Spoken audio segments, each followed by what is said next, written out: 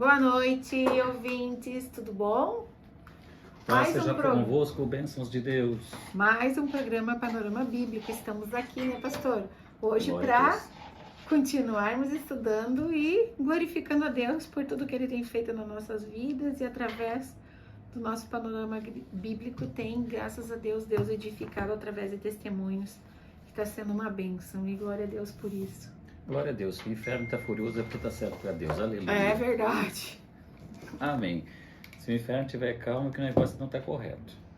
Então vamos lá, pastor, onde que a gente parou? Nós paramos no Gênesis capítulo 10, a semana passada, hoje começamos Gênesis capítulo 11, encerramos um ciclo, né, que a gente, a grosso modo, quando vai estudar teologia, a gente estuda Gênesis. Uma das classificações que a gente faz é do capítulo 1 até o capítulo 11. A gente tem a época que seria a Gênese da humanidade, e agora a gente entra na época do patriarcado, a época da propriamente dita assim, a história do povo judeu, a história do povo de Deus, do relacionamento do povo de Deus, do capítulo 12 até o capítulo 50, até o final. Eu lembro que no primeiro programa a gente tinha dividido já, né? Tinha colocado com essas duas divisões. Então agora tu fez essa retomada, né, pastor? E hoje a gente vai trabalhar o capítulo 11, né? Que seria a Torre de Babel. Só para dar uma recapitulada geral, Isso, do seria 1 bom. ao 11, a gente começou lá, aonde Deus fez todas as coisas, aonde Deus trouxe à existência aquilo que não existia. A gente fez aquela analogia da casa, onde Deus preparou toda uma casa, Ele aplainou a casa, Ele construiu, Ele fez os céus, fez a terra, fez a separação de céus e terra, Ele preparou tudo, colocou o habitante na casa, fez o homem. Aí a gente fez aquela distinção que aos animais e às plantas, Deus os criou, apenas com a força da criação. Ele foi nihilista, ele trouxe à existência aquilo que não existia. Isso. No caso do homem, glória a Deus, nós somos especiais, Deus soprou no barro, ou seja, algo de dentro de Deus veio para dentro do homem. Por isso nós somos diferentes do resto da criação. Porque quando Deus sopra, quando a gente falou isso, quando você sopra algo de dentro de você para dentro de outro recipiente. Então Deus soprou algo dele para dentro do homem. Por isso a gente tem a centelha divina de uma forma diferente, que é o que ocorre com os animais, que ocorre com os seres marinhos, ocorre com todos os seres vivos. Eles foram criados por Deus. E nós tivemos o sopro da vida dado por Deus. Então nós somos tratados e vistos de uma forma totalmente diferente dentro da palavra de Deus. Então, quando as pessoas às vezes se diminuem ou tentam ventos de doutrinas que vêm nos equiparar a essa questão de outros animais, a Bíblia, no livro de Gênesis, é clara. A distinção entre nós, criados por Deus e aceitos como filhos mediante o sacrifício de Jesus, não somos como o resto da criação. Toda a criação foi, segundo a palavra de Deus, sujeita ao homem. Então há uma distinção muito clara no livro de Gênesis sobre isso. A gente viu capítulo a capítulo. A gente viu a queda do homem. Aí eles foram lançados em desgraça, ou seja, destituídos da graça, lançados fora do jardim do Éden. Aí vimos que ele teve que trabalhar, que ele constituiu uma família. Vimos que a serpente, ela sabia, através do capítulo 3, versículo 15, que a semente da mulher, ou seja, a descendência da mulher, a descendência da humanidade, iria pisar na cabeça dele. Aí ficou ao redor ali procurando, e agora, né? Quem é que vai pisar na minha cabeça?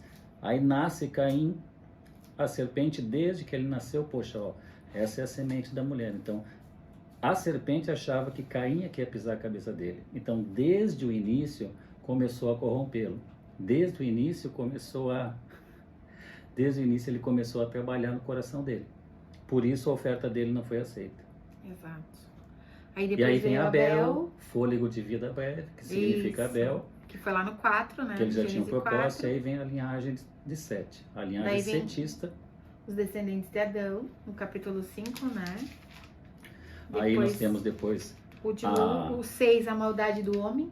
A maldade do homem que se multiplicou, e aí o encontro das duas linhagens, a linhagem cainita e a linhagem setita. Exatamente. Aí depois no 7 vimos o dilúvio, né? Aí nós vimos a extinção da maldade que havia se multiplicado e tinha sido apenas um único núcleo familiar que havia ficado, somente o núcleo da família de Noé tinha ficado com a centelha divina, com a palavra de Deus. Uhum. E indo adiante, a gente vê ali as figuras da pomba, a figura da salvação na arca, a gente viu todos os dias, a gente viu a firmeza de Noé no propósito de 100 anos. 100 anos construindo uma arca, de 3 andares. Ele nunca havia construído nada parecido, porque ele não era um engenheiro naval, como a gente muito bem destacou, ele era um homem que vivia da agricultura. E Deus manda ele ficar 100 anos no propósito e pregando arrependimento. E o povo não se arrependeu. Por isso que o Senhor Jesus disse que a vinda do Filho do Homem, ou seja, quando Jesus voltar para buscar a igreja, é a mesma coisa. Vai se pregar, vai se falar que Jesus vai voltar e o pessoal vai continuar vivendo as suas vidas como se ele não existisse. E quando menos esperar, o arrebatamento vai acontecer, porque é um fato real. Aí depois no capítulo 9 a gente viu o pacto de Deus com Noé. No capítulo 10... Como se chama o símbolo desse pacto? Ah, o arco de Deus. Arco de Deus, Não é aleluia. arco-íris, é arco de Deus. Não pode se chamar arco-íris. Por que, pastor? Eu nasci, cresci e falo arco-íris toda vez que eu vejo. Porque arco-íris vem de uma deusa grega, a deusa Íris. E eles a colocavam dentro dos pagãos que cultuavam ela, desde a Grécia Antiga, que aquele arco era o arco da deusa. Então, da deusa arco é o arco da Íris. Mas, para nós cristãos, pelo livro do Senhor, pela Bíblia, é arco de Deus. É o arco de Deus, pelo pacto de Deus, a aliança de Noé, a aliança noética, no qual Deus não vai mais terminar a humanidade por água. E isso é através do arco de Deus, não arco-íris. Isso. Aí no capítulo 10 a gente começou a ver os descendentes de Noé. E chegamos então... E a gente viu as linhagens. As linhagens, três filhos de Noé. Do Cã, do Jafé e do Sem. Sem. A gente viu a linhagem deles ali. Isso. E hoje chegamos à Torre de Babel. A gente viu que a linhagem do Cã era um pessoalzinho bem legal, que gostava de aprontar, que ainda essa mescla da linhagem lá atrás de Sete com Caim, com os cainitas e os setistas, mas teve uns que eram bonzinhos, teve uns que eram mais malzinhos. A gente viu no meio do caminho Nirode também, que era um homem perverso, rebelde, mau, poderoso, não era muito legalzinho. Na terra por ser um caçador, né? Gostava de sangue. Isso. E daí chegamos então no 11, chegamos ao capítulo 11. Onde faz a segunda divisão do Gênesis, né? Do aonde a gente encerra o primeiro ciclo. Isso, e vamos para o primeiro ciclo aonde Deus ele traz ordenanças à humanidade.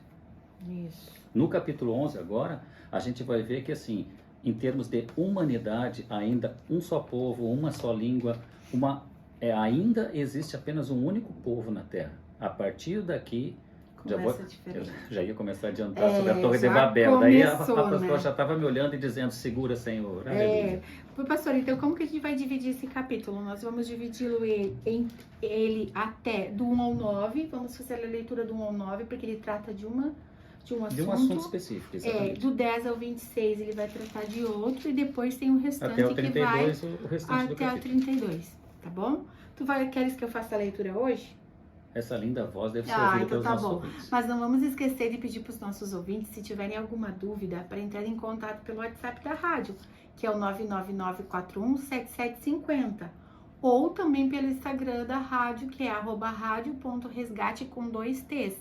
Se você tiver uma dúvida... Novamente com essa voz linda para gravar. Ah, tá bom, já faço. Mas se você tiver alguma dúvida, alguma coisa assim que durante nós estarmos, né, estudando todos juntos aqui, se surgir alguma dúvida, pode mandar tanto no WhatsApp da rádio, para quem tem o nosso contato, pode ser o nosso contato pessoal também, não tem problema. O importante é a gente conversar, estudar junto e saber o quanto Deus se faz presente na nossa vida, né? Então, o WhatsApp da rádio 999417750 e o Instagram é @radio.resgate com 2 T's. Tá bom? Antes dessa voz linda entrar em ação, lendo o capítulo 11, eu quero lembrar o pessoal de pegar o seu caderno, o seu lápis, a sua Bíblia para consultar em casa. Os habitantes de Bereia, eles eram maravilhosos, porque quando alguém pregava lá, eles ficavam examinando nas escrituras se o que a pessoa estava pregando era correto. Então, da mesma forma que a gente está estudando a Bíblia junto com vocês, pega a Bíblia em casa e vai confrontando com o que a gente está conversando aqui, para acompanhar e também para confrontar se está dentro da palavra que a gente está fazendo aqui. E sempre façam isso. Eu sempre exorto as pessoas. Tudo que for pregado, tudo que for dito sobre a Bíblia, pega a Bíblia e confronte com aquele sujeito. Você realmente está certo. E se tiver dúvida, a Bíblia nunca está errada. Amém? Amém. Então vamos lá, a Torre de Babel. Em toda a terra era uma língua. Desculpa, em toda a terra era de uma Aleluia. língua e de uma fala. Aconteceu que eles, viajando do leste, acharam uma planície na terra de Sinar, e eles habitaram ali. E eles disseram uns aos outros: Vamos, façamos tijolos e queimemo-los. E eles tiveram tijolos por pedra e betume por argamassa.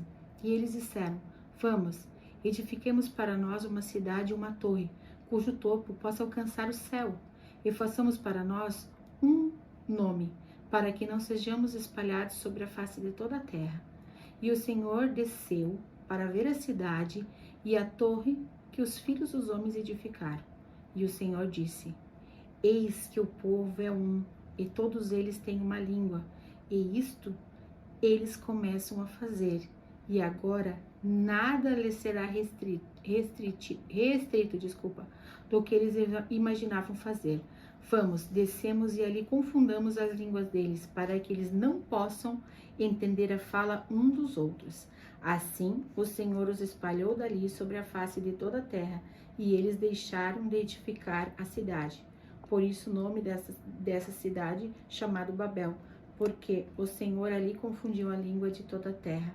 E a partir dali, o Senhor os espalhou sobre toda a face da terra. Oh, glória. Amém. Amém. Então, pastor, eu vou começar já te fazendo uma pergunta. Senhor. Legal, né? Não, porque quando eu fui fazer as minhas anotações... Erro hoje. Nós precisamos orar. Ah, verdade. Verdade. Nós Precisamos chegamos assim, ó, em cima do horário e não Precisamos oramos. orar, precisamos buscar a presença de Deus, convidar todos os nossos ouvintes, convidar todos para que feche seus olhos, mergulhe o coração em Deus e a gente peça a revelação da palavra ao dono dela. Amém? Amém. Amado Deus e eterno Pai, no nome santo e sagrado de Jesus, estamos em Tua presença, Senhor. Te agradecemos por estarmos junto aos nossos ouvintes, por estarmos aqui na rádio, Senhor. A irmã Camila está nos ajudando aqui hoje, Senhor. E nós te damos graça, Pai.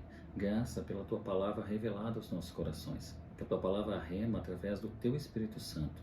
Em nome de Jesus, ela possa estar no nosso coração dos nossos ouvintes. Revela a Tua palavra a nós, Senhor, e fica conosco nesta noite.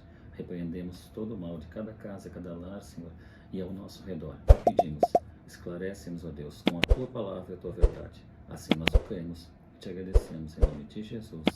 Amém. Glória a Deus. Agora temos liberdade para examinar o livro sagrado. É verdade. Então vamos lá. E as perguntas do caderno maravilhoso da pastora? Então, eu comecei a fazer leituras, estudos, procuramos. Eu estava dando uma dica para a pastora hoje à tarde. A gente recém está em Gênesis capítulo 11. Amém? Quando a gente chegar em Apocalipse, a gente já vai ter um livro. Com as anotações da pastora, e pelo menos eu acredito que uns 20 cadernos. Muito mais. Ou mais. Porque a gente está no do 11 e a gente já tem um bom caderno Glória, escrito. vai ser uma bênção. Mas assim, então quando eu fazia as minhas anotações, estudando, lendo da palavra, observando, né? Porque cada Bíblia traz uma interpretação dentro do contexto bíblico, mas com visões diferentes devido ao autor daquela Bíblia, né? E eu fiquei me perguntando, e essa é a primeira pergunta para abrir o nosso programa hoje. Pastor, qual a razão da construção da Torre de Babel? Por que eles quiseram construir a Torre de Babel? A Torre de Babel, ela vem de uma construção de um povo mesopotâmico. Os mesopotâmicos, eles tinham essa ideia de fazer a zigurat, que é um tipo de construção que tinha base quadrangular e que eles edificavam com paredes em ângulos, não era reto, não era ângulo reto. Dá-se a ideia que eram pirâmides, só que eram pirâmides num modelo diferente do modelo egípcio. O modelo egípcio, elas são pontudas. Os ângulos dela, eles se encontram.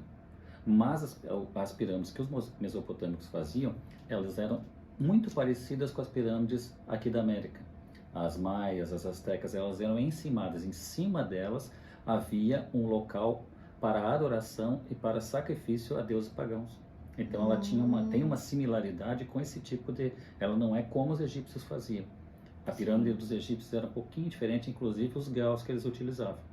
Mas, não falando exatamente do ponto de vista técnico da construção, mas voltando à pergunta inicial, que é por que eles construíram, porque foi um desafio que eles faziam a Deus, como eles achavam, nós somos um só povo, uma só língua, nós nos multiplicamos aqui, vamos desafiar a Deus. Inclusive aqui na Bíblia tá a resposta. Eu vou dizer para vocês aqui, ó. Acompanhe comigo no versículo 4. E decidiram mais: vinde, construamos uma cidade e uma torre, cujo ápice, ou seja, cujo cume dela, penetre lá nos céus. Dessa forma, nosso nome será honrado por todos e jamais seremos dispersos pela face da terra. Então, o que é? Que presunção e que orgulho do homem. Sempre que o homem tenta se sobressair a Deus, automaticamente, sempre que existe uma antropocentrismo, ou seja, sempre que se adora o homem, que o homem quer ultrapassar a glória de Deus, é prenúncio de derrota. De queda, né? É prenúncio de queda. Automaticamente, quando o homem desobedece deliberadamente a Deus, então, como eles se multiplicaram? Eles eram um único povo. Então, eles tinham uma força de trabalho muito grande na Mesopotâmia. Então, eles eram um povo de uma única língua e eles eram muitos. Então, vamos fazer o seguinte: nós já estamos adorando deuses, né? Vamos desafiar, vamos fazer algo imenso, algo maravilhoso, algo grande, para que o homem seja exaltado. Que nós temos condição. Se Deus está no céu, então nós vamos chegar no céu. Nós vamos fazer uma torre que vai chegar lá e nós vamos bater na porta de Deus e dizer: nós chegamos aqui, nós conseguimos fazer. Que presunção. Então a presunção do homem aqui, então acompanha aí, no versículo 4 tem a resposta para essa indagação da pastora. E decidiram mais: vinde, construamos uma cidade e uma torre. É porque assim, ó, as torres templo, eles chamavam, na verdade, no linguajar mesopotâmico, o zigurate, poderíamos traduzir no dia de hoje que seria assim, ó, seria torres templo. Isso. Elas eram torres templo. Então eles tinham já, existem algumas até que os arqueólogos estão desenterrando, que foram as primeiras tentativas deles de fazer torres dessa, até que eles atingiram uma forma de construir uma torre imensa, e aí eles acharam que eles estavam dominando essa construção civil e que eles podiam fazer uma torre que chegasse aos céus. Na verdade, eles tentaram, porque eles aprenderam a fazer a torre e ela chegava a um ponto e colocava em cima dela um templo. Aí eles pensaram em fazer muito larga a base e ir diminuindo e fazendo uma pirâmide em degraus. Para chegar ao céu. Então, ao invés de colocar o templo ali, o templo só iria lá nos céus. Fazer um templo que eles construiriam uma pirâmide de degraus assim. Então essa zigurate seria a pirâmide de degraus, mas eles queriam colocar o templo lá no céu para desafiar Deus. Então eu penso numa segunda pergunta para ti nesse momento. Jesus, misericórdia. Por que Deus então confundiu as línguas deles? A confusão das línguas vem pelo seguinte fato: como os homens haviam se multiplicado muito, eles tinham muita força, e a força dos homens estava na multiplicidade deles, eles eram muitos. A força de trabalho era gigantesca. Exato. E todos com um só propósito, com uma só missão, eles desafiavam a vontade de Deus. E Deus disse: muito simples, eu não vou mandar um dilúvio novamente. Deus é onipotente, onipresente. A única coisa que Deus vai lá e faz, o que os homens não queriam? E jamais, versículo 4 no finalzinho, ó, e jamais seremos dispersos pela face da terra. Deus disse: não, olha o poder de Deus. Eu apenas vou fazer com que vocês falem de forma diferente. E vocês serão obrigados a fazer o que eu quero. Exatamente. A simplicidade, quando a gente fala que nesse programa a gente serve a um Deus que não temos como dimensionar. A gente sabe que Ele é onipotente, onipresente, onisciente, mas não consegue dimensionar a grandiosidade. Não consegue dimensionar a presença dele em todos os lugares, não consegue dimensionar o poder dele, mas ele age de forma simples, que o nosso intelecto consegue entender. Porque se ele agisse na esfera dele, no reino dele, no mundo espiritual, nós nunca compreenderíamos no mundo físico. Por exemplo, ali no capítulo 11:1 ali, né, tu já tá lá no 4, mas eu voltei. Nesse momento aqui, a terra, todos eles eram descendentes de Noé. Sim. Né? E o mundo todo possuía uma mesma língua, até a construção da Babel. E olha como Deus é exato. Eu queria voltar no versículo 1. E eu voltei. Mas aí, que é uma só carne na presença de Deus. Aleluia. Então, assim, ó, naquele momento, todos os que estavam na face da terra eram descendentes de Noé. Isso. E falavam uma mesma língua. Por isso que eles se achavam tão forte, um povo tão forte. E assim, ó, pela força deles e o que eles foram construindo, eles foram achando que eles poderiam sobrepujar a vontade de Deus. Que eles seriam mais poderosos nesse momento, por serem tão numerosos, eles achavam que eles eram superiores a Deus. Sim. Mas aí o motivo de eu querer voltar ao capítulo 11, versículo 1. Em todo o mundo as pessoas se serviam de uma mesma língua e de uma única maneira de falar. Só que daí, quando a gente estudou o capítulo 10, o que a gente falou? Existiam vários núcleos familiares e moravam em lugares diferentes. Sim. E aí a gente fez essa analogia de as casas, mas a gente sabe porque a gente vive essa realidade. A casa de italianos, a casa de alemães, eles têm esse costume, e várias outras etnias também, de nos domingos reunir a família toda. Sim. Aí o que acontece? Todos eles falam português. Mas de repente tem uma pessoa do núcleo familiar, o serei breve. O pastor está me olhando, o serei breve. Tem alguém do núcleo familiar que casou com alguém que é do Nordeste. Já muda o dialeto. Então, aquele novo integrante da família, aquele núcleo familiar já fala de uma outra forma. É português, sim, mas eles falam de uma forma diferente. Aí alguém casou com um gaúcho. Vamos supor que o núcleo familiar fosse aqui de Santa Catarina, mas alguém casou com um gaúcho. Já tem uma outra fala. Juntava barriga verde com o gaúcho. Isso. Já mistura tudo. Aí agora a gente tem em Joinville uma mescla muito saudável, uma migração muito saudável, que os irmãos do norte estão vindo morar aqui também. Sim. A gente está com uma migração muito forte aqui, a gente tem visto isso na cidade, nas escolas. E há uma maneira de falar muito peculiar. Sim. E isso é muito bom porque está mudando o sotaque joinvilense. Aí pensa eles, as mulheres eram 3 mulheres, existia um núcleo familiar, Noé, a esposa e os 3 filhos. Sim. Porém, elas 3 ali, e outros núcleos familiares. Então, alguns relevos nas regiões em que esses filhos foram morar eram peculiares, eles deram nomes peculiares. De repente, lá na outra, a cascata. Cascata é uma palavra, mas de repente um deles chamou de uma forma, o outro chamou no outro local que ele morava, no outro não havia lago. Então, todos falavam a mesma língua. No caso, a gente falou no capítulo 10 sobre as diferenças vernaculares, as diferenças que se fala em cada região ou cada núcleo familiar. Que às vezes a gente tem até alguns apelidos dentro da família, né? Posso falar o meu? Pode. Eu, por exemplo, com jus a palavra, a minha esposa me chama de gordo. De gordo ou pipo. Carinhosamente. Mas é um vernáculo dentro. Se ela falar na frente, outras pessoas eles não vão entender. Não vão saber que é você. Quer dizer, hoje, fisicamente, eles saberiam. É, porque tu está bem representado. Eu faço jus, né? Faz jus ao seu apelido. Então, e aqui, no capítulo 11, versículo 1, quando fala em todo o mundo, as pessoas se serviam de uma mesma língua e de uma única maneira de falar. Então, por que eu estou falando isso? Retomando a vez passada, para que não fique confusão. Mas o pastor falou, mas havia essa diferença. Mas todos falavam a mesma língua. Há uma diferença um pouquinho, né? A fala é um pouquinho diferente, porque o Brasil todo a gente tem um exemplo maravilhoso. Então eu não quero que ninguém fique confundido, porque a intenção do programa é explicar, é deixar bem clara a palavra de Deus. Então, o Brasil nós temos uma dimensão enorme e nós temos inúmeras formas de falar, inúmeras influências na fala. E é bem diferente, mas a língua oficial continua sendo a mesma. E assim era na Mesopotâmia também. A mesma língua falada por todos, um pouquinho diferente. A diferença total que houve foi a partir da Torre de Babel, com esse desafio que os homens fizeram a Deus, e claramente Deus traria com alguma providência. Pastor, eu não posso deixar de dar um abraço para a Soraya, para nossa ouvinte fiel e amiga. Nossa ouvinte. Até ela colocou assim, a Dé está reescrevendo a Bíblia, deu uma risadinha. Olha, não é a minha intenção, mas olha, eu tenho lido muito ela. E também quero dar um abraço muito especial, mandar um abraço muito especial para nossa doutora Ana, que está nos acompanhando lá de Floripa. Ana, um beijo no coração, te amo, amo as duas. Capitão Ivan também, assim como a Amanda Soraya também, outro fiel escudeiro que está nos ouvindo também.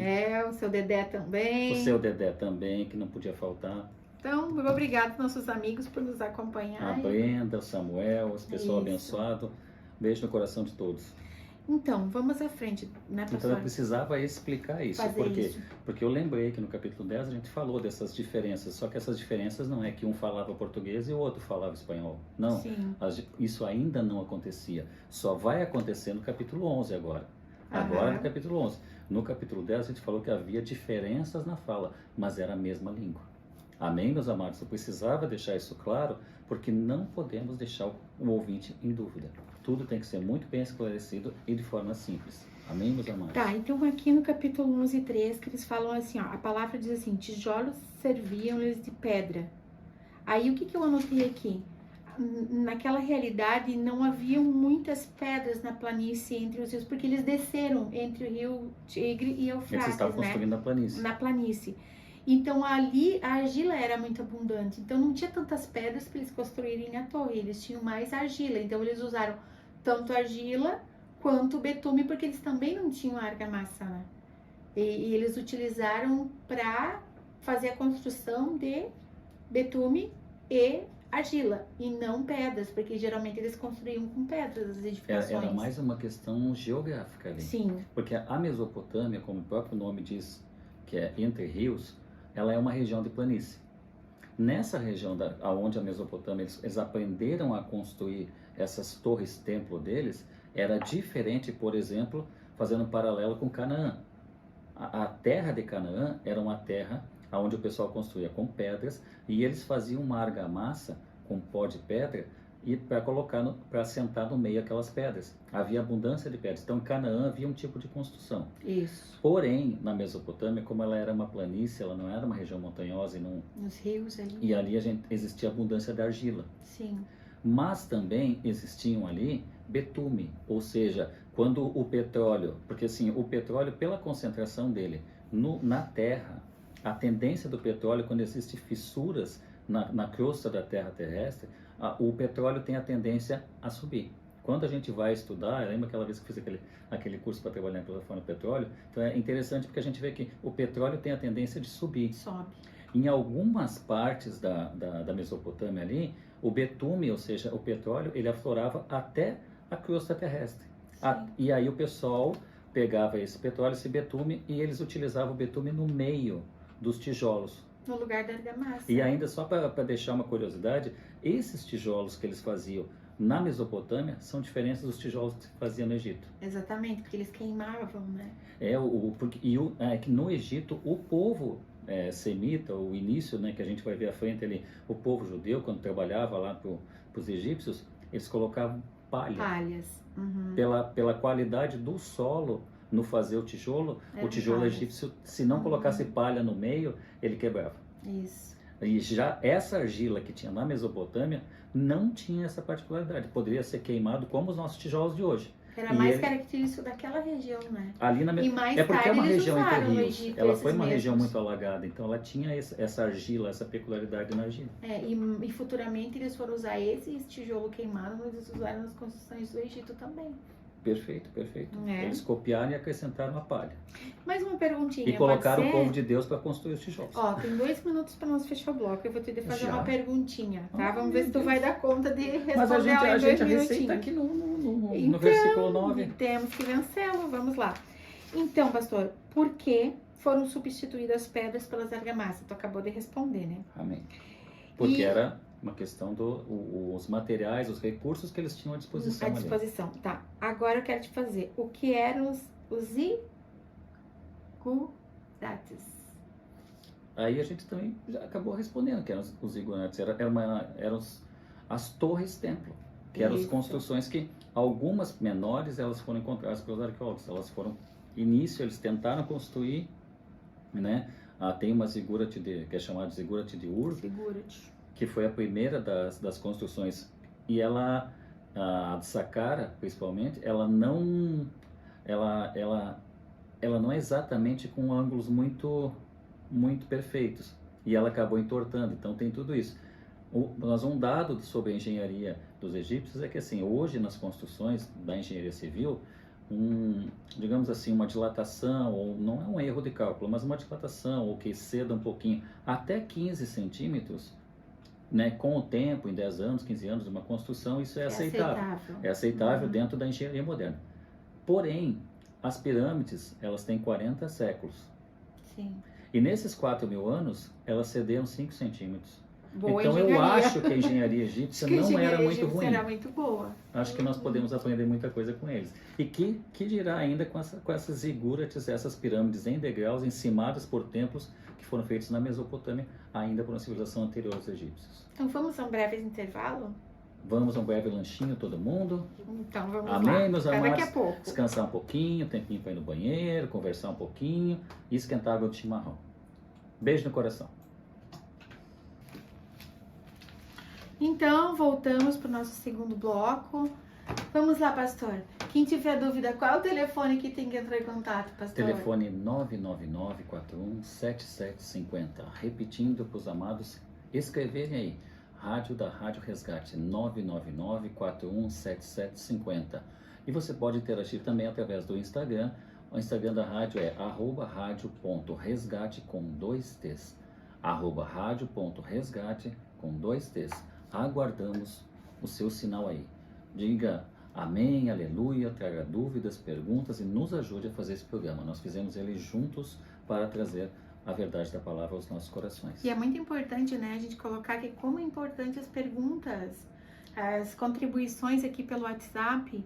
A nossa amiga Soraya está sempre conosco. Ela disse, ai, que bênção. É um livro, são alguns livros ou é a Bíblia? Eu disse, não, é a Bíblia toda. Nós vamos ter programa por muitos anos, a Bíblia toda. Amém. E Mas sem assim, nenhuma pressa. É verdade, porque é importante a gente aprender, Não, o né? importante é a palavra de Deus. Ela tem que ser colocada em palavras simples, palavras Entendíveis. que, como a gente sempre, a pessoa que é doutora em teologia, a pessoa que já tem um conhecimento acima ali, que se dedicou muito tempo, talvez seja algo que de repente seja muito simples para ele e a gente entende que seja assim.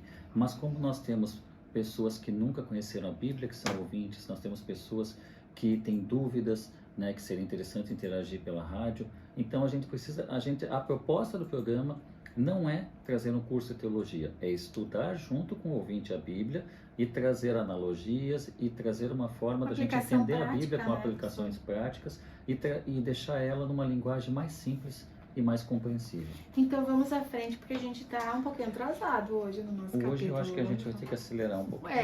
Então, pastor, ali quando fala assim, ó, no 11:5, acompanha aí, desceu o Senhor. Então, quando eu li essa parte assim, desceu o Senhor ali, que ele fala, eu fico me perguntando, será que o Senhor desceu literalmente, em forma de homem, ou um anjo, ou alguém? Não. Ou como que ele desceu? Porque assim, ó, o que eu entendo? O Deus é descrito em termos humanos, assim, ó, ele interferiu na ação humana, ou seja, esse descer de Deus seria uma interferência na ação do que eles queriam fazer. Ou seja, eles querem construir uma torre para chegar até o céu.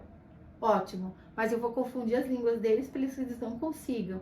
E mesmo assim, essa interferência de Deus na ação humana é que quer entender esse descer, esse agir de Deus, não é? Desceu dessa forma assim, não é que há uma intervenção física de Deus. Exato, mas isso tem que ser explicado, porque a pessoa fica com dúvida, desceu, mas será que Deus literalmente desceu ou enviou um anjo? É isso que tem que esclarecer. Até porque, diz ali, versículo 5, o Senhor desceu para observar a cidade e a torre que os homens estavam erguendo. Bem, erguer essa torre era algo que estava desafiando a Deus. Os homens não fizeram de uma forma de adoração a Deus, eles não estavam cultuando Deus. A torre era algo antropocêntrico, era algo para deuses pagãos. Eles estavam afrontando a Deus.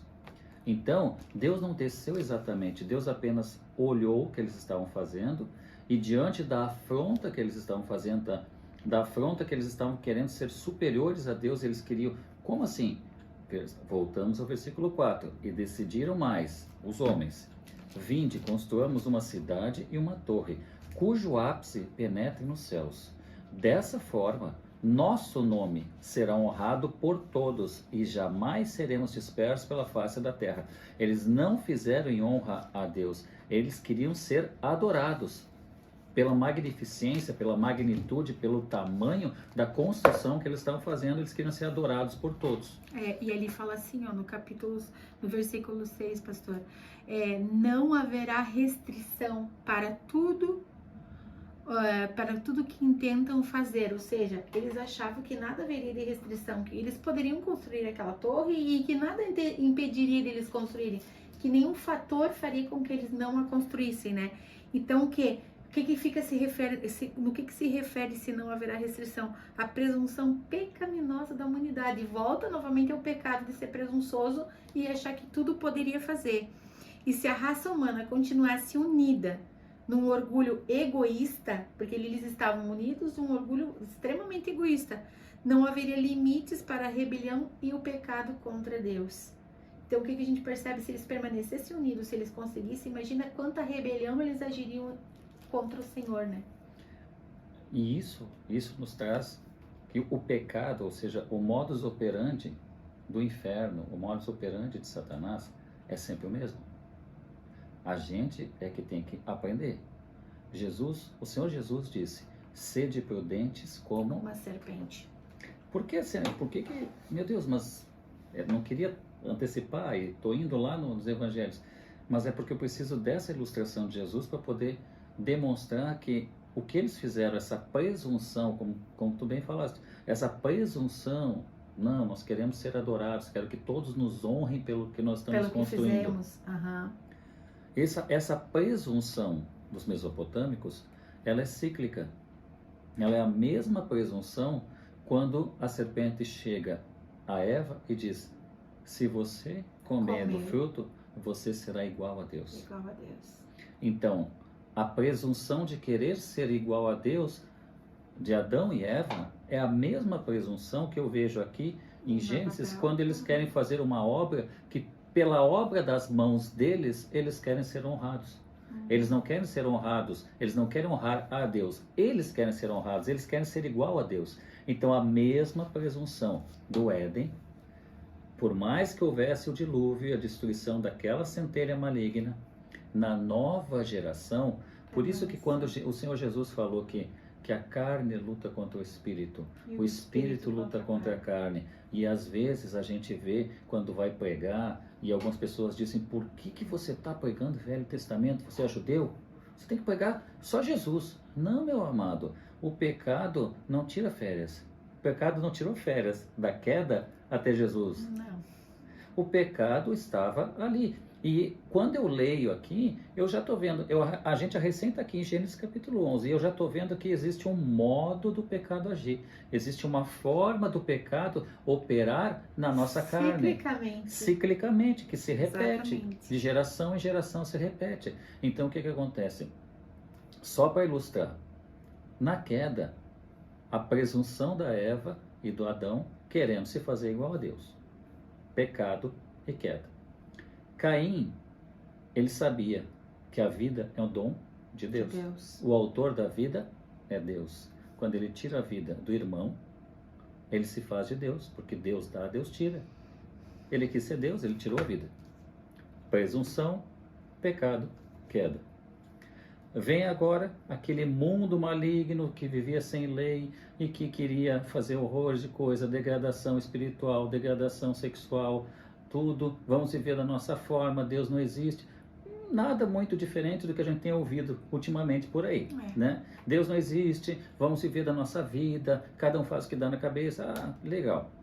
E aí, dilúvio, degradação, imoralidade, antropocentrismo, adoração ao homem, à luxúria, imoralidade e queda.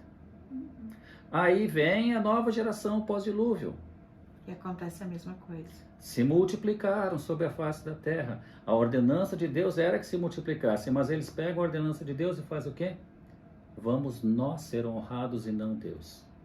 E daí presunção, pecado. Qual é o final, pastor? Morte, destruição. Queda.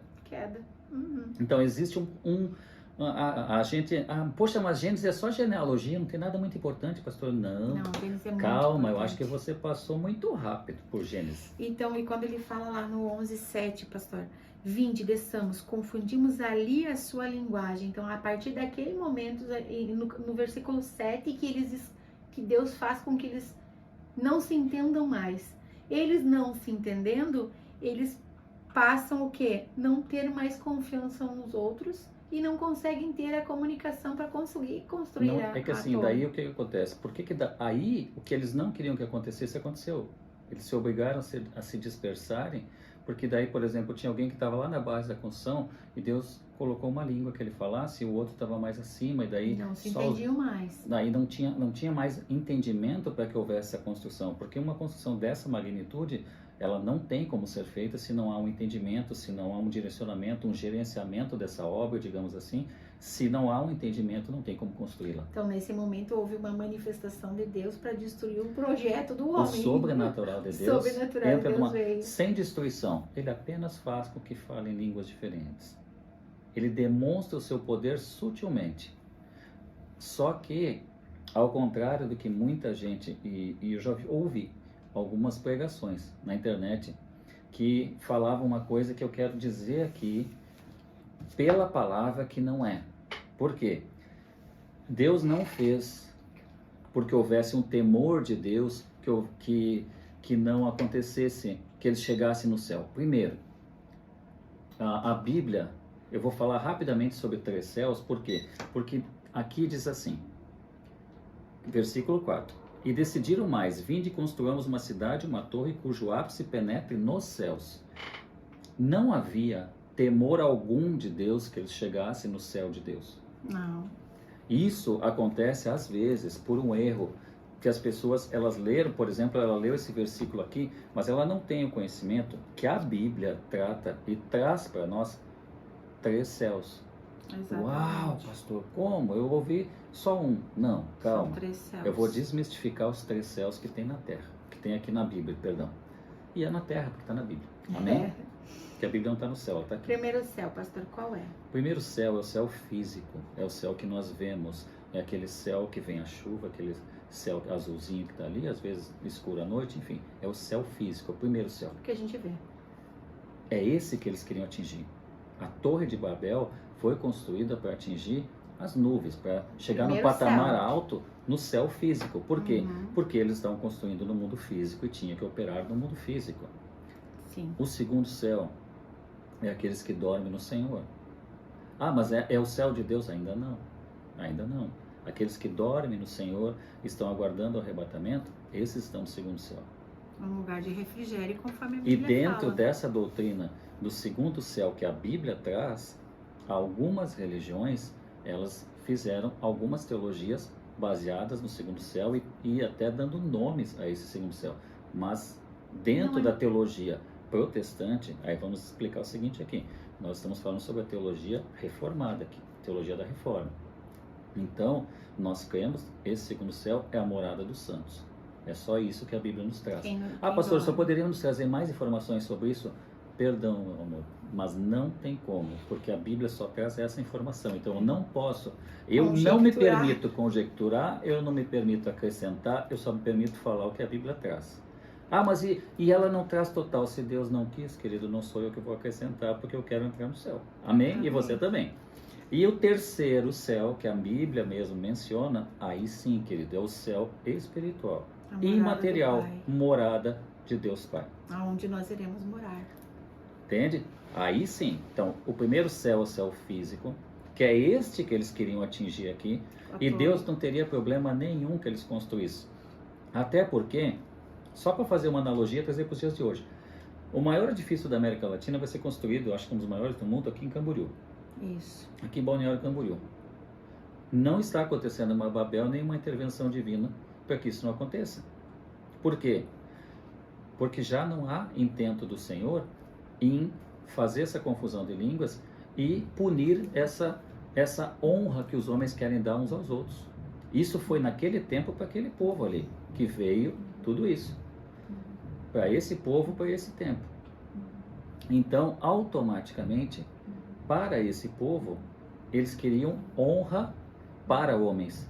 E Deus não divide a glória dele com ninguém. Foi por este motivo, Deus não divide a glória dele com ninguém. E indo mais atrás ainda na questão do pecado, que ele opera da mesma forma, Satanás queria colocar um trono do lado do trono de Deus para ser adorado também.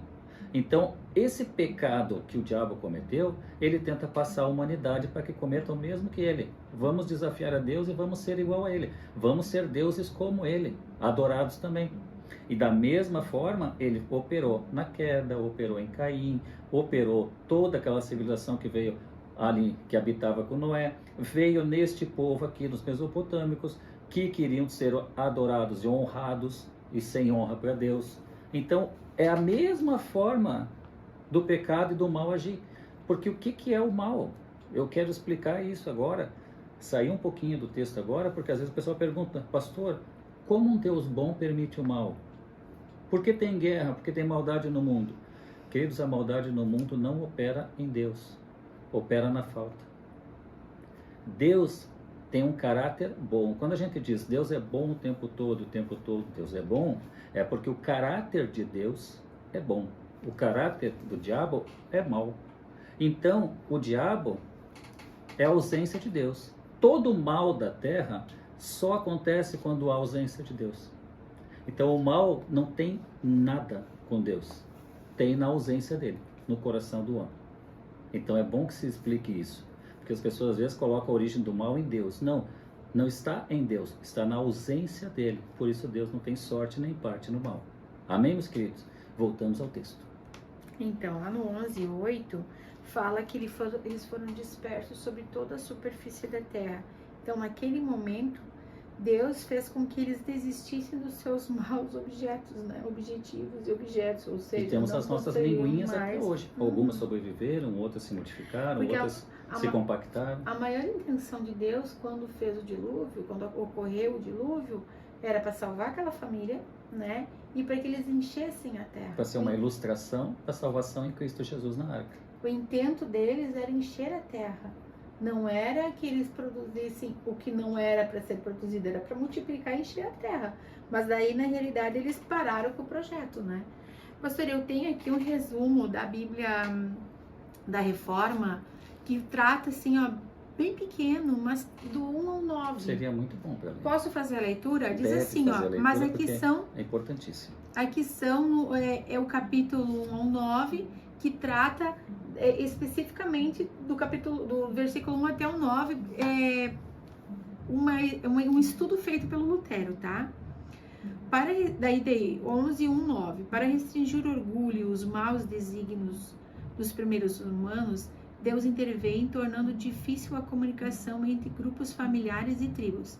Assim, eles são dispersados para as regiões diferentes do Oriente Médio e além, tal como uma queda em pecado.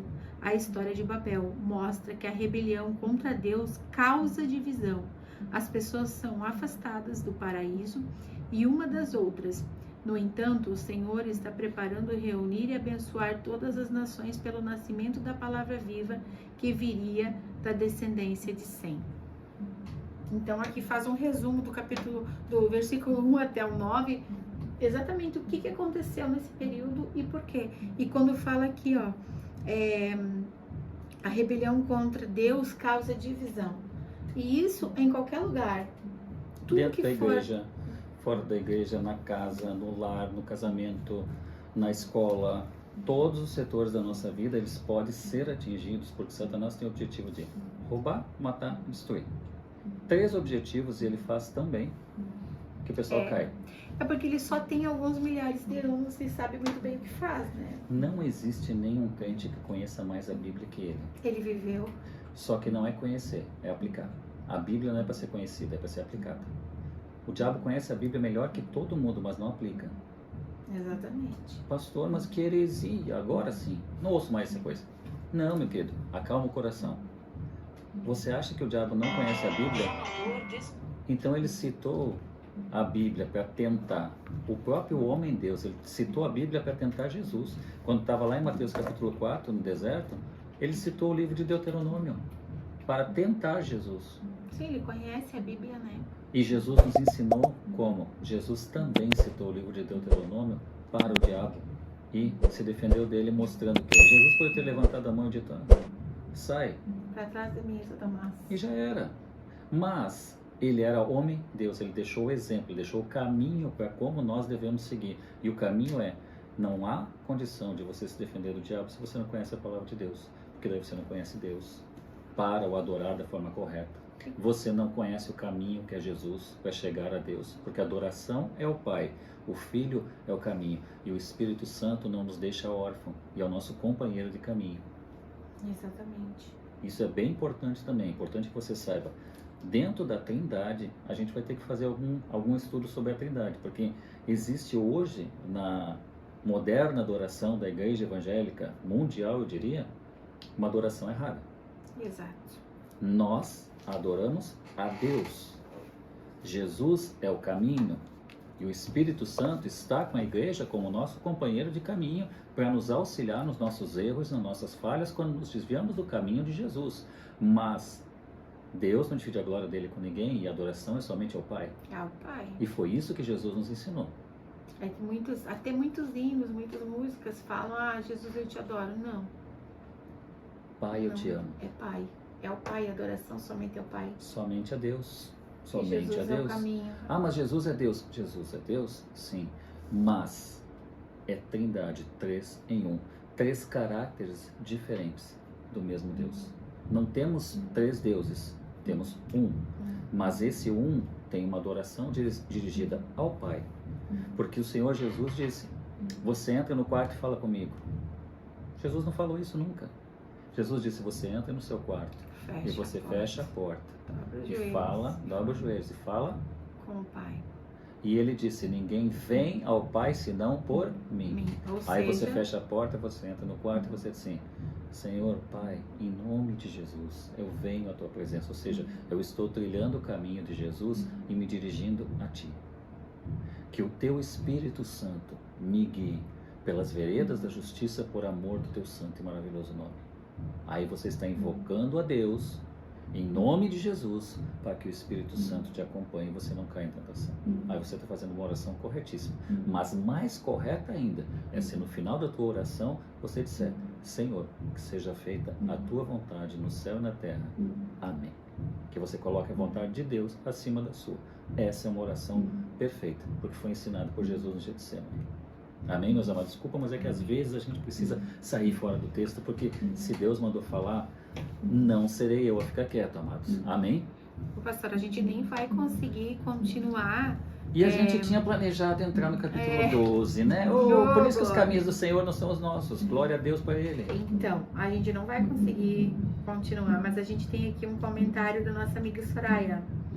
E nos povos de hoje ainda tem muita gente que quer ser glorificado mais que a Deus. Verdade, Soraya? Isso é uma realidade, infelizmente, dentro ainda das igrejas, né? Que é o povo que conhece o Senhor. Isso a gente tem que cuidar muito. E só para deixar um adendo aqui pro pessoal, essa trilha sonora que o pessoal está ouvindo aí, da bateria, que a gente até pediu para os irmãos esperarem até as 8 horas, né? Para não tocarem bateria na igreja aqui, porque a gente está fazendo programa ao vivo.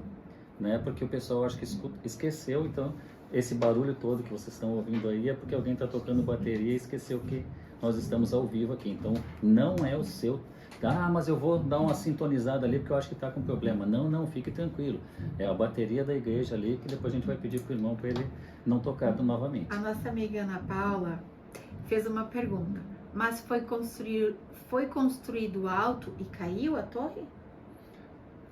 Começou a construção dela, foi feita a base, porque assim, a Bíblia diz que ela começou a ser construída, mas a Bíblia não fala nem que ela foi terminada e nem que ela caiu. Não, e nem em que posição, quantos andares haviam sido construídos. Apenas fala que os homens intentaram e que durante a obra Deus fez, mas a Bíblia não nos traz nem a altura e nem em que pé, ou seja, que altura ela ficou, dentro do cronograma, digamos assim, para deixar nos nossos termos de hoje, não há condição da gente saber aonde ela estava a construção quando Deus interviu. Apenas a Bíblia retrata que houve uma confusão de línguas, mas não especifica exatamente em que momento do projeto isso aconteceu. Agora a gente precisa fazer uma propagandazinha também, né, Amém, pastor? vamos lá. Eu vou dividir contigo. Então, para todos os ouvintes, assim, que precisam fazer aquela limpeza na casa, que precisam dar uma organizada na casa, a gente tem a empresa Lírio dos Campos, produtos de limpeza, que ele é um dos nossos patrocinadores. E confesso que eu já usei e eu gosto muito dos Nós produtos. somos testemunha, que é limpo e que realmente limpa de verdade. Então a tarefa de limpar, por Porque já vezes... existem muitos, com muita propaganda, que não são tão maravilhosos, né? então eu vou fazer a Não propaganda. vão mais incomodar. É que pastor. eu vi funcionar, eu sou testemunha. A tarefa de limpar a casa, por muitas vezes, se torna pesada e bem cansativa. Por que não termos os produtos, as ferramentas necessárias, eficazes e ideais para fazê-lo? Agora esses problemas acabaram. Apresentamos para você a Lírio do Campo, produtos de limpeza, lava-roupas, líquidos, amaciantes, desodorizadores de ambientes, clareador, rodos e vassouras. Vem tudo que você precisar em um só lugar, na Lírio do Campo. Casa limpa e organizada, cheirosa e aconchegante, com os produtos de qualidade e, acima de tudo, valente contra a sujeira. Contra a sujeira, né? Apenas contra a sujeira. E ainda, se você pode contar com a facilidade de receber suas compras em casa, através dos pedidos pelo WhatsApp do app ou entregue por um consultor de produtos. Venha conhecer a Lírio do Campo na rua Florianópolis, 1255 Guanabara. O fone é 98429-6022. Esses são os produtos da Lírio do Campo. E você, pastor, qual vai fazer a leitura para nós? Eu estou aqui com meu amigo da JBC Contabilidade Ágil para os tempos atuais. Comunicação eficiente e tomada rápida de decisões. Essa é a essência do trabalho da JBC. Há 25 anos atendendo pessoas e negócios e há 10 anos com o selo catarinense de qualidade e da Federação de Contabilistas. Abertura de empresas, impostos de renda, abertura de MEI, contabilidade, recursos humanos, além da consultoria fiscal. Conte com a equipe da JBC Contabilidade para o crescimento do seu negócio, para uma tomada assertiva de decisões. JBC Contabilidade Limitada, na rua Monsenhor Gersino, 127, no bairro Floresta. O telefone, anote aí, 3027-7054 ou pelo WhatsApp. Um atendimento individualizado, você vai adorar o atendimento deles. Não adorar no sentido de Deus, apenas gostar. Gostar. Amém. 99604-6973. 99604-6973. E o e-mail, se você quiser entrar em contato, é contato@jbccontabilidade.com.br. Então, eu não posso deixar... Sabe quem está nos escutando também? A nossa amiga Sandra Dias. Ai, mana, que abençoada. Bênção de Deus abençoe. Muito obrigada, mana. ela mandou um recadinho. Maravilhoso programa, primeira vez que ouço. Amém, glória a Deus. Obrigada, mana, por ouvir. E nos encontramos na oração da madrugada, na quarta-feira, né? Que nós Nessa somos madrugada, digamos assim. Nessa madrugada, meu Deus, falei como se terça fosse. pra quarta. Nessa madrugada nos encontramos na oração. Então, pastor, está chegando ao fim do nosso programa.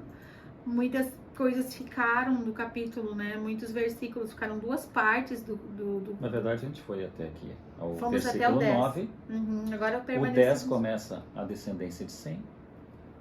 E a gente retoma um pouquinho da descendência de Sem que tinha aqui no capítulo 10 também. Sim. Só que de uma forma mais esmiuçada, onde vai se aprendendo mais sobre a própria descendência dele. Por quê? Porque esses capítulos 10 e 11, eles, se fôssemos colocar numa ordem cronológica, eles estão acontecendo ao mesmo tempo. Sim. Seria ao mesmo tempo. Né? A gente sabe que a Bíblia tem a Bíblia de ordem cronológica, né? Que vai ser o próximo passo de presente para a pastora, que gosta muito de cronologia. Bem didática. Bem didática a cronologia. E aí nós vamos pegar a Bíblia, e aí vai poder fazer um estudo cronológico, mas esse período aqui é o mesmo período. Então por isso que a gente vai acabar indo e voltando um pouquinho. No 10 a gente viu a genealogia de Sem, a origem do povo de Deus, os semitas. Vamos concluir este ciclo, né, que a gente do 1 ao 11 na semana que vem. Só uma coisinha, pastor. Tu sabe que eu sou muito de procurar o significado de nomes, né? Amém. Eu fui procurar Glória o a que Deus por significava Torre de Babel, ou seja, Babel. Qual é o significado do nome Babel? É confundir. Exatamente. O Senhor confundiu as línguas para que ela não fosse edificada e frustrou totalmente os planos do homem, mais uma vez, De porque uma esses forma planos... simples e sobrenatural. Porque esses planos não eram os planos de Deus, eram os planos de homens. Então vamos acabar nosso programa hoje. Pastor, faz oração para nós? Eu sei que a pastora está ansiosa para orar hoje. Não, então... ora, pastor. Ora Tá que bom, então... a cabeça da casa sempre será Então o homem. eu estou ansioso. Então esteja ansioso. Amém. Amados queridos, eu gostaria de convidar todos para nós nos colocarmos em oração, agradecer a Deus por mais esse momento que nós tivemos juntos aqui.